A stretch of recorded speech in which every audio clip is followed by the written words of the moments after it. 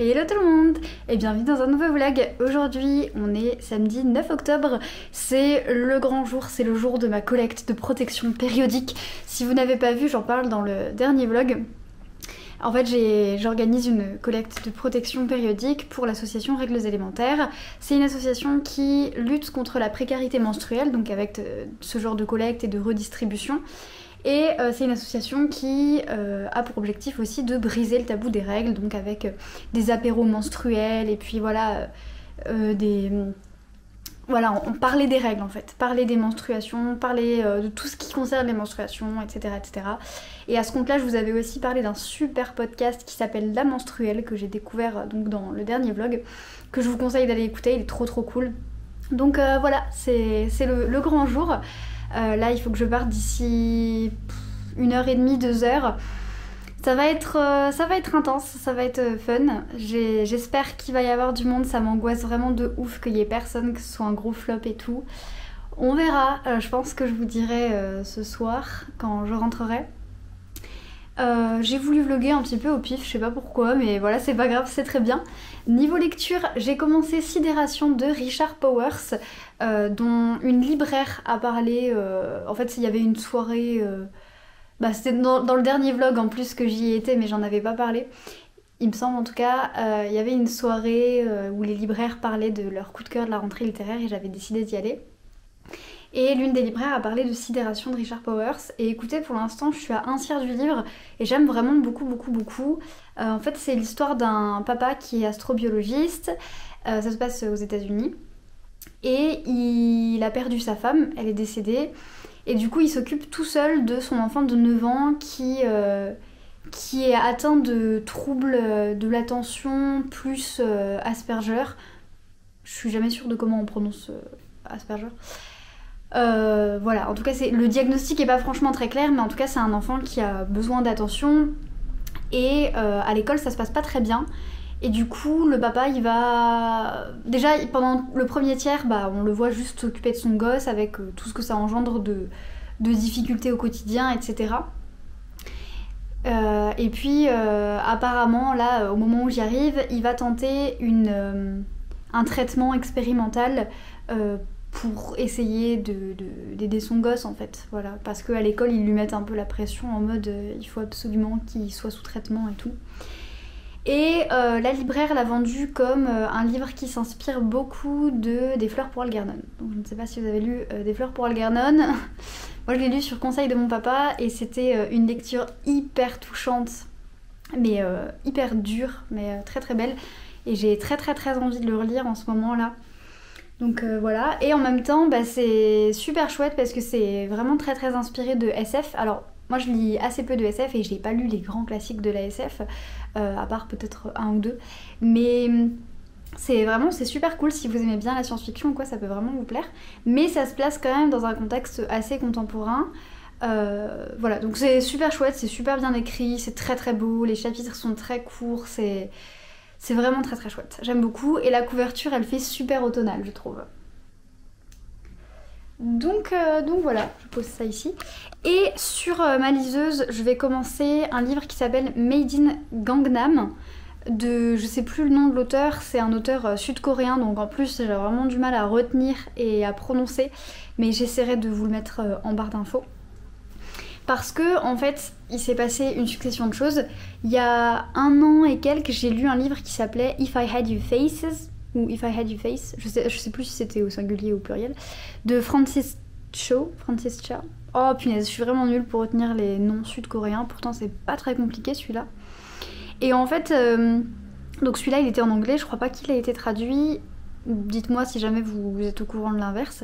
Et en fait ça parle des diktats de beauté, puisqu'on suit 4 jeunes filles qui vont toutes les 4 avoir des problématiques différentes liées à tous les diktats qu'il y a en Corée du Sud.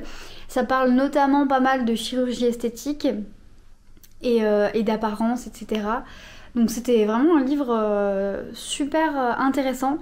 Bon par contre je pense que l'intrigue elle était un petit peu molle, hein. Ça manquait d'un espèce de point culminant, c'était très linéaire, mais c'était une super lecture et ça m'a fait me dire je connais pas du tout la Corée en fait et j'ai très très envie de découvrir des nouveaux pays. Vous avez vu, j'ai eu un petit trip avec le Liban récemment, qui n'est pas terminé d'ailleurs, mais là en ce moment on se dirige plutôt vers du coup la Corée.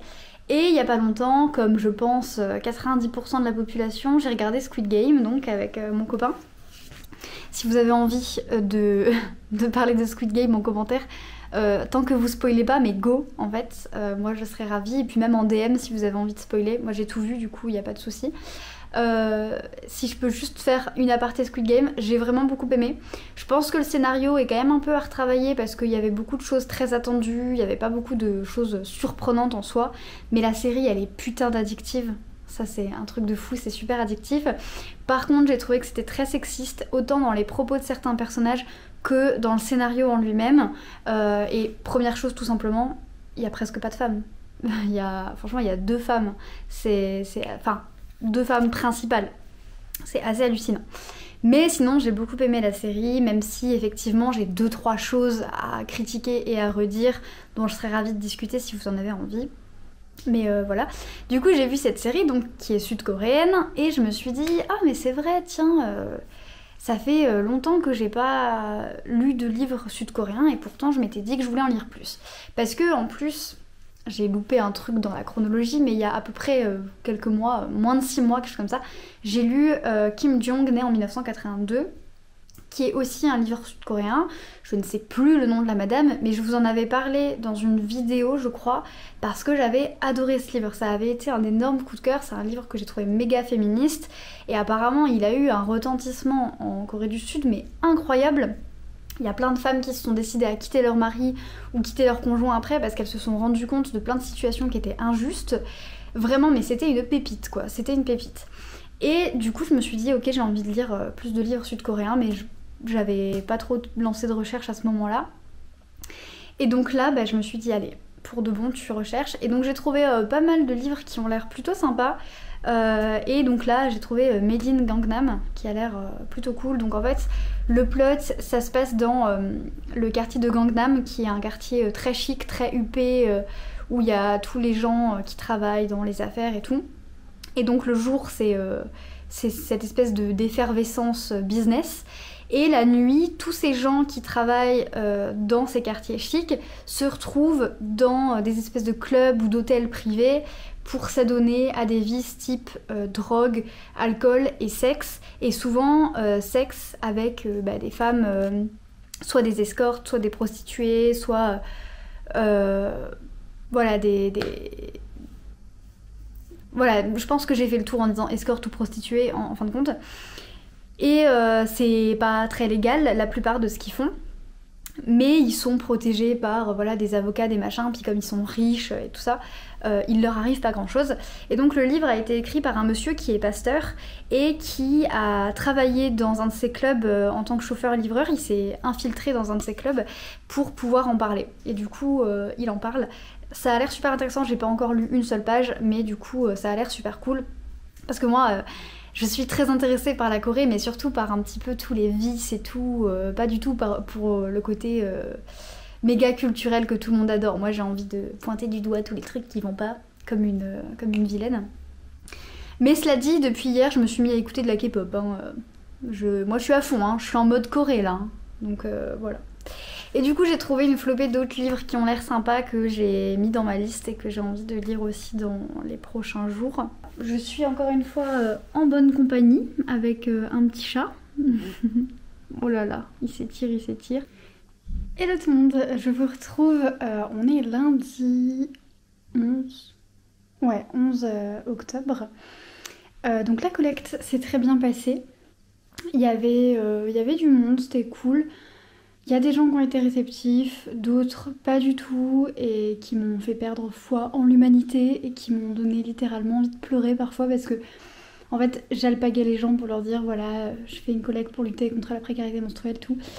Et des fois, les gens me laissaient même pas expliquer ce que je faisais, ils me disaient non et ils partaient. Donc, déjà, c'est pas très gentil de couper la parole. Et puis, ils le faisaient, vous savez, pas avec gentillesse, genre oh non, ils disaient non. Ok, d'accord. Et en plus, il y a même une ou deux filles qui m'ont dit non et qui ensuite ont rigolé comme si c'était vraiment trop drôle de me couper la parole. Il y a aussi les gens qui juste me regardaient et m'ignoraient. Ok. Mais à côté de ça, il y a eu des gens vraiment gentils qui sont venus donner plein de choses. Donc c'était super chouette. Et je pense que je retenterai l'expérience. Et en plus, la gérante du salon de thé dans lequel je l'ai fait, enfin la co-gérante, j'ai pas mal pu discuter avec elle et elle est trop sympa et voilà, le feeling est plutôt bien passé, donc je suis très contente. Donc au final c'était une super bonne journée, même si c'est vrai que c'était long parfois d'attendre et c'était dur d'alpaguer les gens et c'était dur de se prendre des refus ou quoi. Mais je suis contente de l'avoir fait et j'hésiterai pas à le refaire. Voilà. Et du coup, le salon de thé dans lequel je l'ai fait, enfin voilà, qui m'a accueilli pour faire ça, c'est le Garden Tea Shop à Metz. Si jamais vous êtes de Metz ou environ, n'hésitez pas à passer faire un tour, c'est vraiment super cool.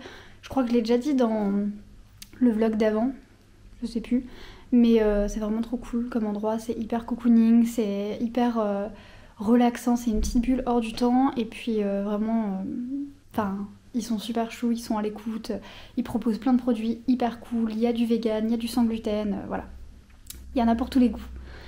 Et sinon, aujourd'hui, j'ai passé une bonne partie de ma matinée à cuisiner parce que je reçois une copine tout à l'heure, je suis trop contente. Et on va passer l'après-midi ensemble et ce soir on va regarder Harry Potter 2. On avait été voir le 1 au cinéma, il le repassait là il y a 2 semaines. Et on s'était dit, ok, il faut trop qu'on les re-regarde tous. Et... il y a le chat qui s'approche. Et du coup, là, je lui ai proposé de venir à la maison pour regarder le 2 et... Salut Cave-Cave. Okay. Donc je lui ai proposé de regarder le 2 et je me suis dit que ce serait cool de faire des snacks un peu magiques. Donc j'ai fait des pâtes à citrouille. J'en avais déjà fait l'année dernière. Je les avais mis sur Instagram, j'avais suivi la recette de Gastrono Geek que j'avais véganisée, c'est super facile en fait, il met juste du beurre, du coup j'ai mis du beurre végétal. Et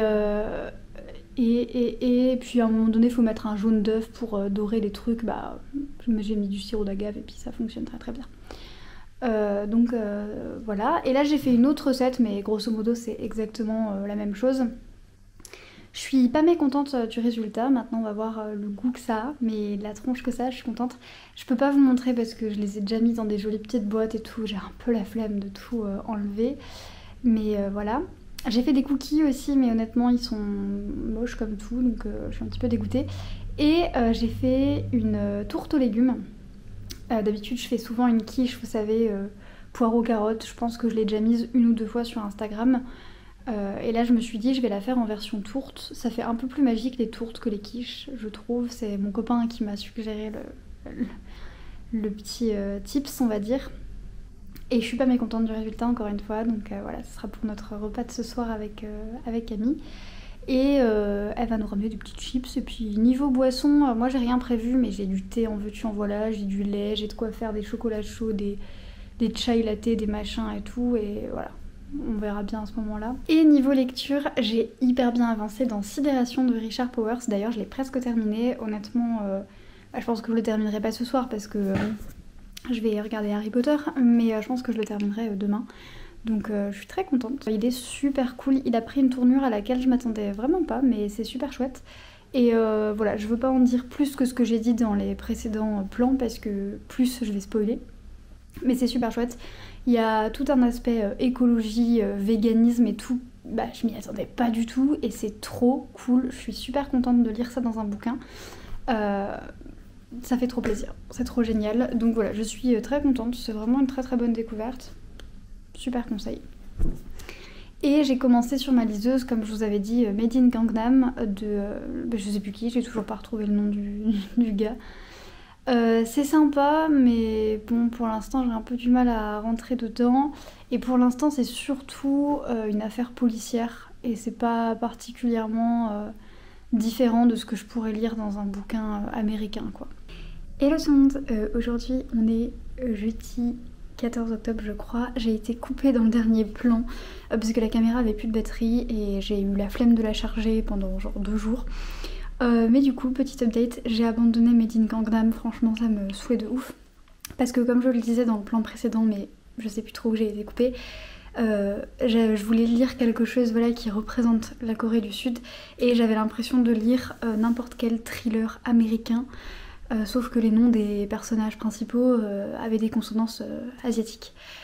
Alors après c'est pas anormal sachant que la Corée du Sud est très très très occidentalisée, très très américanisée, donc c'est pas du tout étonnant.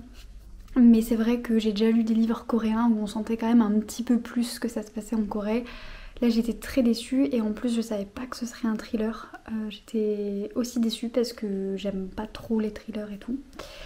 Donc je m'étais dit que j'allais me forcer à le finir parce qu'il fait à peine 150 pages mais j'arrivais pas du tout, il me reste encore 3 heures de lecture, je me dis comment c'est possible. Donc tant pis, c'est pas grave, j'essaierai un autre livre coréen plus tard. Si vous avez des suggestions d'ailleurs ou des recommandations, n'hésitez pas. Et là j'ai acheté sur liseuse Tout ce que dit Manon est vrai de Manon Fargueton, qui est un livre de la rentrée littéraire qui me tentait depuis quelques temps maintenant, depuis qu'il est sorti je le voyais, j'avais lu les premières pages et tout et je voulais le continuer, donc là je me suis dit c'est parti, je vais le prendre, surtout que demain je vais à Épinal pour les Imaginales. Donc en fait j'y vais vendredi et dimanche. Du coup je me suis acheté le livre sur liseuse pour lire pendant le trajet parce que j'ai 2 heures de train quoi, donc voilà. Et hier j'ai acheté des livres plus reçu des livres et donc je voulais vous les montrer. Et je vous ai pas dit que j'avais terminé Sidération. Oh le pire vlog de la Terre. Je vais y venir. Je vous montre d'abord ce que j'ai acheté hier. Du coup j'ai acheté 2 livres, j'ai acheté Noir n'est pas mon métier qui est une espèce d'anthologie de 16 témoignages d'actrices noires françaises. Je m'exprime super mal mais c'est pas grave. Qui parle du coup du racisme et du sexisme dans le milieu audiovisuel français. Ça a l'air super intéressant et surtout ça me permet de m'ouvrir à une cause que je connais moins.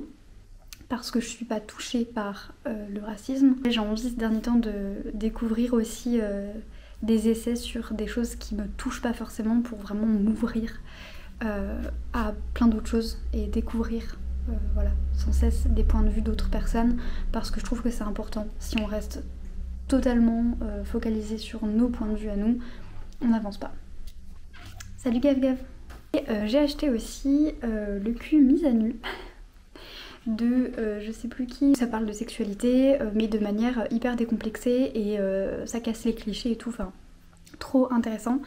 Je l'ai commencé mais pour l'instant j'ai lu à peine quelques pages mais j'aime déjà beaucoup et en fait ces derniers temps je suis beaucoup dans une espèce de visée où j'ai envie de lire plus de livres sur une sexualité féministe pour apprendre à comprendre le monde autour de moi, comprendre ce que je vois dans les médias, comprendre mon corps, comprendre ce qui se passe partout, voilà. Et du coup je suis très contente. Il y a celui-là, il a l'air super cool. Et j'ai reçu un livre aussi. Alors j'ai déjà ouvert et puis en plus j'ai déjà fait le petit unboxing sur Instagram. Enfin unboxing non, puisque je l'avais déjà ouvert avant parce que je suis vraiment trop curieuse et trop impatiente. C'est un livre des éditions 404. Qui m'ont proposé de recevoir certains de leurs livres. Donc j'avais notamment reçu il y a quelques mois Pénombre de Ariel Holtz que j'ai toujours pas lu, je suis vraiment à la ramasse en ce moment mais c'est pas grave. Mais là du coup il s'agit d'un livre qui est sorti fin septembre, le 23 ou le 29 je sais plus, mais bon en tout cas il est déjà disponible en librairie. Et c'est un livre que j'attendais vraiment beaucoup parce que je l'avais vu sur des chaînes américaines à l'époque et j'étais trop contente et quand j'ai vu que 404 le traduisait et l'éditait j'étais là genre oh mon dieu trop génial. Il s'agit de, attention c'est le livre parfait à lire pour le mois d'octobre, pour la période d'Halloween donc vraiment attention. Il s'agit de Fangs de Sarah Anderson qui est donc un roman graphique, j'essaierai de vous montrer tout à l'heure un petit peu mieux. C'est un roman graphique du coup qui met en scène une histoire d'amour entre un vampire, enfin une vampire et un loup-garou. Et c'est hyper moderne, c'est drôle, c'est touchant, enfin c'est trop bien avec tous les petits clichés qu'on attend d'un vampire ou qu'on attend d'un loup-garou. C'est trop drôle. J'ai commencé à le lire ce matin par curiosité, j'arrivais pas à m'arrêter, je me suis forcée à m'arrêter parce que j'ai vraiment envie de le lire dans un moment parfait, genre en soirée ou quoi, quelque chose de vraiment parfait. Mais vraiment il est trop bien, là je suis déjà à une bonne moitié et il est juste incroyable, d'ailleurs plus qu'une bonne moitié en fait, je suis presque finie, je suis trop triste. Donc voilà, je vais vous montrer un petit peu plus quelques planches et après je vous parlerai de Sidération de Richard Powers que j'ai terminé du coup hier je crois ou avant-hier, quelque chose comme ça. Je l'ai terminé mardi, je me souviens, c'était mardi. Donc voilà.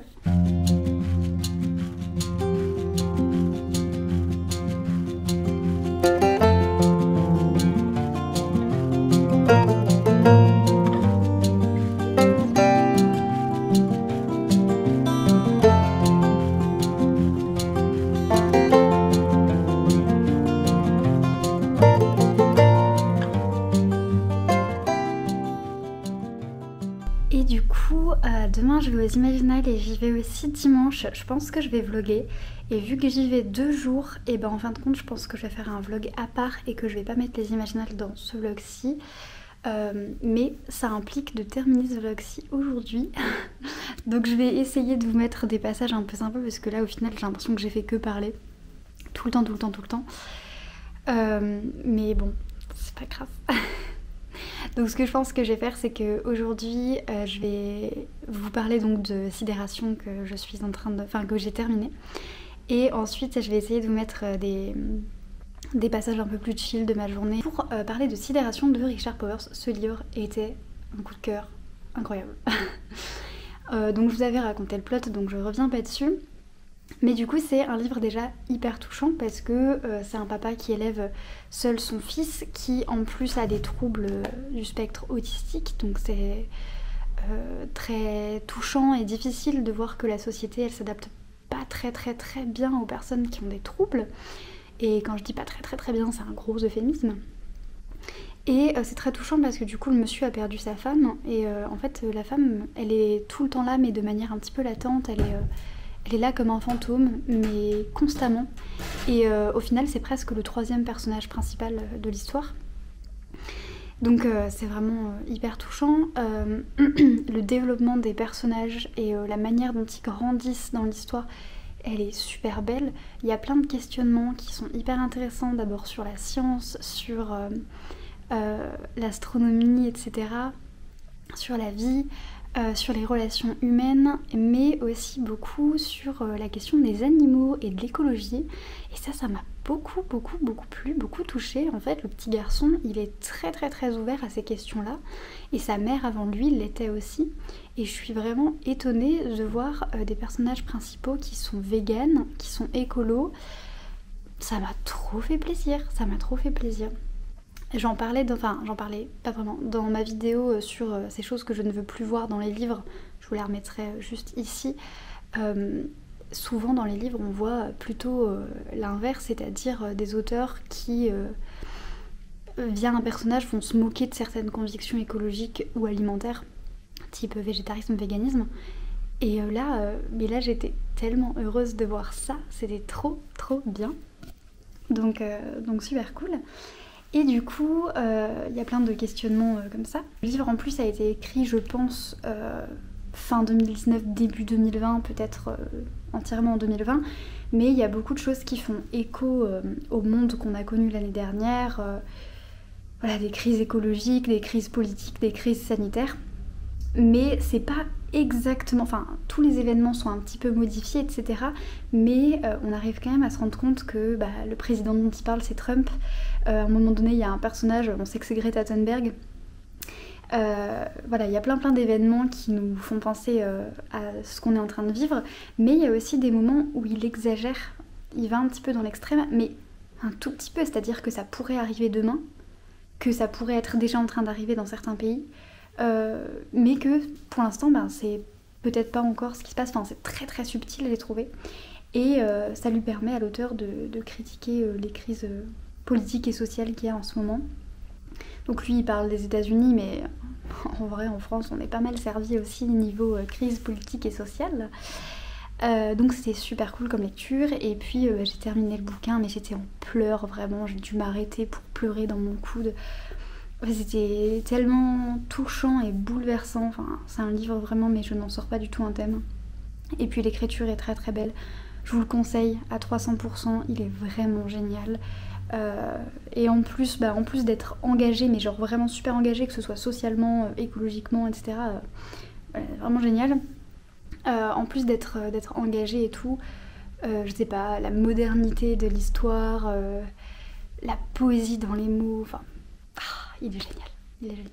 Et en plus la couverture elle est super automnale, donc parfait à lire en cette saison. Et sur ce je vais vous laisser parce que j'ai encore rien foutu ce matin.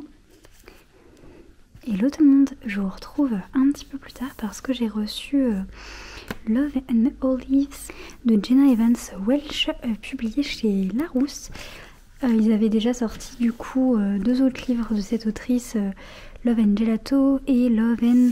je sais plus c'est quoi le nom de l'autre livre. Donc c'est des livres indépendants à chaque fois. Sur voilà, de l'adolescence, en général il y a des histoires d'amour. J'avais pas lu les 2 premiers, mais le premier me tentait beaucoup, en tout cas à l'époque où il était sorti.